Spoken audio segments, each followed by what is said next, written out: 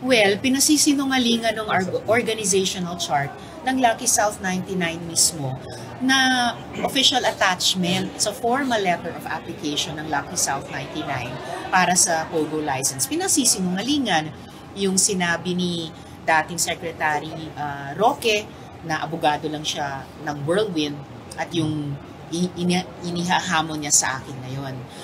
Siya po yung nahahamon ng sarili nilang dokumento. Documentary evidence po yan. At dagdag pa, sinamahan ni dating Harry Roque si Cassandra Ong dun sa pulong kay PAGCOR Chair Tenco noong July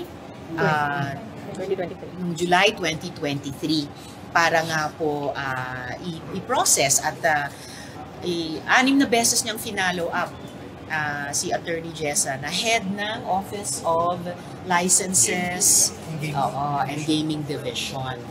So, at ginawa niya yon para sa Lucky South 99, hindi lang para sa Whirlwind.